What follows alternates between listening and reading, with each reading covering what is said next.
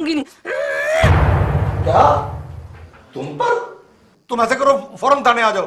नहीं नहीं, ये मेरी इज्जत का मसला है। मेरा मतलब है तुम्हारी हालत ऐसी है कि तुम फौरन घर पहुंचो, मैं घर पे आके देखता हूँ। हाँ आ रहा हूँ भाई, फोन तो बंद करो। क्या बात है सर जी? इमरजेंसी। फिर क्या मतलब? ओ फैमिली, मतलब मेरी वाइफ के साथ क्या इमरजेंसी है? ओए होए, इसीलिए मैंने फिर कहा था सर जी, क्योंकि अब तक तो हम मुहावजों की फैमिलियों ने बड़े बड़े इमरजेंसी प्रॉब्लम देखे हैं सर जी। ओ बेवकूफ, ऐसी कोई बात नहीं है, ये कोई और तरह की प्रॉब्लम है। जारी, ये तुम्हें कैसे पता चला?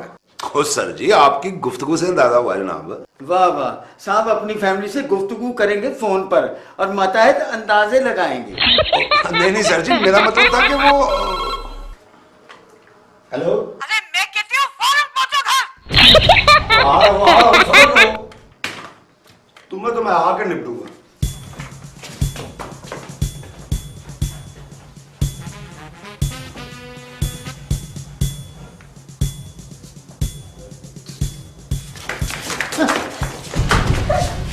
बड़ा शौक है तुझे सांप के आगे नंबर टंगने का।